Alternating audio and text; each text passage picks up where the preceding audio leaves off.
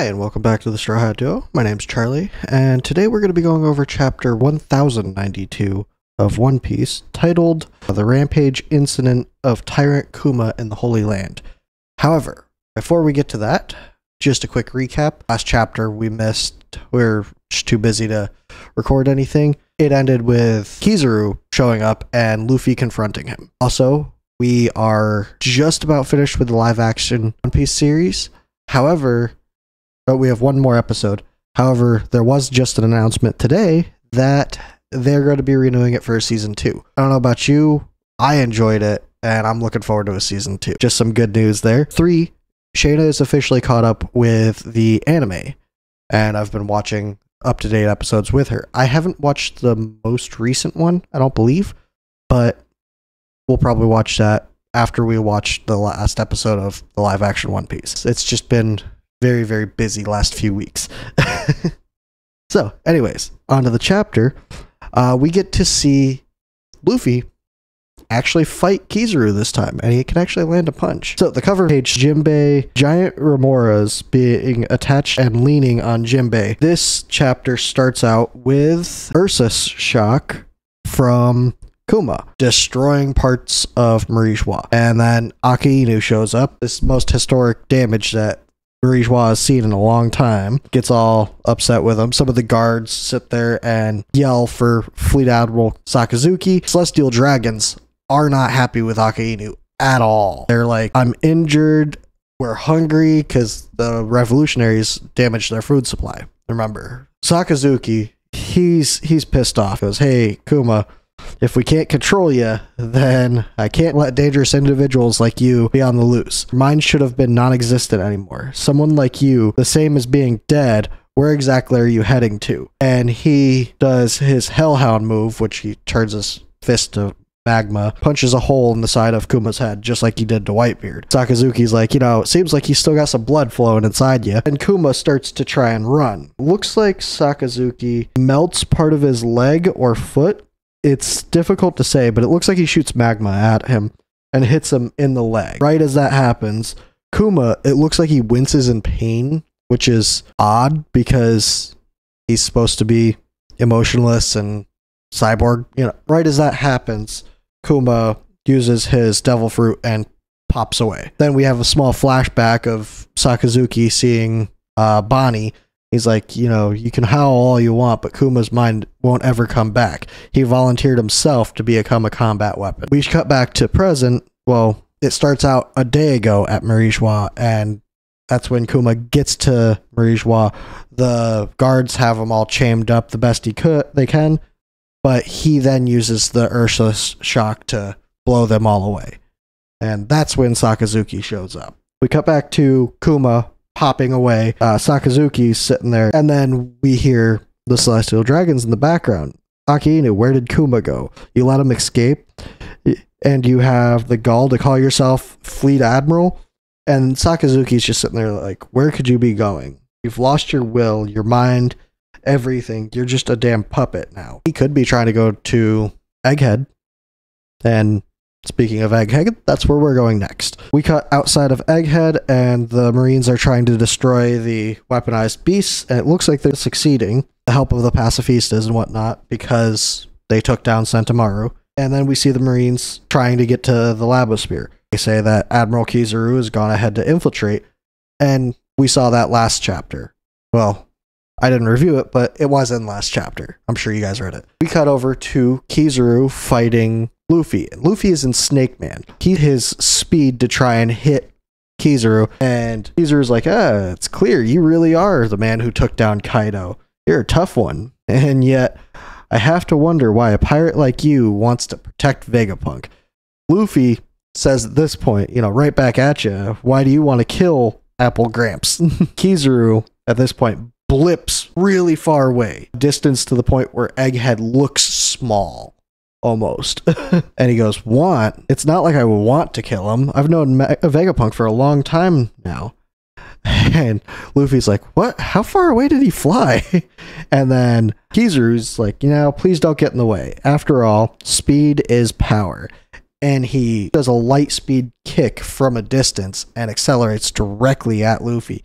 kicking him and sending Luffy flying. Luffy flies straight through Vega Force 1, destroying the robot, and Kizaru, almost with a devious look in his face, Vega Force 1 is finally finished. The giant robot mankind has always dreamed of. He's flashing back to when Vegapunk created it. I can't tell if it's devious or kind of reminiscing, or sad, but either way, Vega Force 1 was carrying the Sunny. The Sunny lands on its side, but it seems to be okay. Frankie freaks out. He's like, Luffy, and Bonnie's just falling, and she goes, run, Vega Force 1 is going to explode, and they manage to get away before the explosion, but, you know, there's some repercussions of it. They're blown onto the ground. Lilith at this point goes, you know, damn it, the O1 was our dream robot.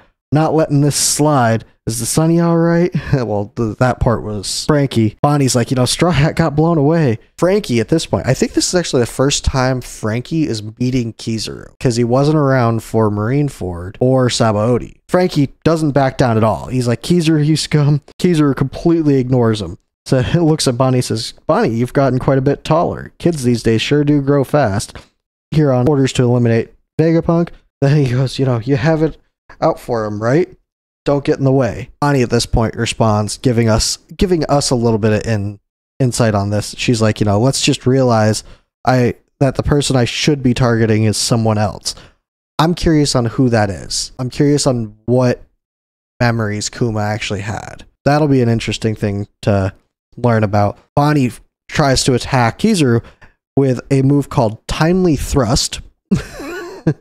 But he just, you know, blips out of the way and says, please don't make me hurt more old friends than I have reason for this mission, and just kicks her away. Frankie tries to warn her, but, you know, obviously it's too late. He's like, watch out right behind you. And at this point, he tries to use his radical laser on Kizaru, but before he can, he just disappears. Funny thing is, Kizaru is the basis of the radical laser, so he tried to use his own move against him. Frankie then rings up to the control room and it's like, you know, hey guys, you know, you got a problem. And before they answer Frankie, Vegapunk's like, Eureka, we cracked the code, take that, York. And York's laying there, you bastards did it, damn geniuses. But at this point, Usopp hears that Kizaru is on the way, and right as Kizaru appears. Remember, light speed travel. He can get there before they can mention it. Kizaru's like, you know, your escape plan has failed, Vegapunk. I'm afraid your dream robot is far out of reach after what I did to it. They're all shocked, and this is the last page, ends in a double page spread. All of the other Straw Hats are surrounding Kizaru. Vegapunk is right next to Kizaru. He's freaking out. He's like, Kizaru, where did you get here? And Kizaru's like, please understand. This isn't an easy mission for me, and I don't want to drag it out. Then all of a sudden we hear, boom, and Luffy in the background going, God, that hurt. And then Luffy, in his giant form, reaches in through the roof, grabs Kizaru. Kizaru looks like an action figure in Luffy's hands. And Luffy goes, he's in gear 5th at this point. He's like, man, it really burns. Kizaru's like, there you are. He looks kind of surprised. He doesn't look worried, but he does look surprised. And he goes, oh, there you are. This is... And then Luffy kind of interrupts him and says, you really have some nerve knocking me all the way down there. I had to cross that barrier twice.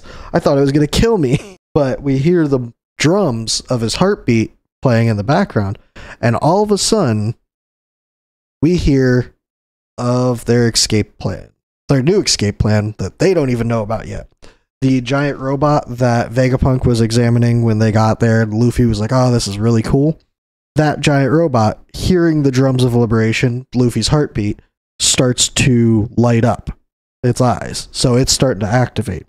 The narrator says, an uncanny glint in its eyes. And that's the end of the chapter. The glint in his eyes looks similar to when Zunisha heard the drums of liberation. Good news, no break next week. So we'll be getting another chapter real quick. So that's always good to know. I enjoyed this chapter. And next chapter, I imagine, is going to be Luffy versus Kizaru. I don't see any way around that. I don't really see much of a reason to cut anywhere else. Doesn't mean there's not a reason. There could be something else popping up. Who knows? But I did hear this from somebody else. I don't remember who, but this appears to be the first chapter or first arc since Marineford, I think, that all three original admirals, Sakazuki, Aokiji, and Kizaru, since all three of them showed up in the same arc. And I believe, no, this arc hasn't shown the other two newer admirals yet. Actually, it did, because the attack on Marijois. Yeah, so all admirals and fleet admirals have shown up in this arc, which, if that's not a show that it's getting to be the final saga, then I don't know what is. But yeah, let me know how you think that's going to go. Let me know what you think of how the fight between Kizaru and Luffy are going to go. Is Kizaru going to escape? Is Saturn going to get involved? There's a lot of places we could go with this. So let me know, and we'll see you next time.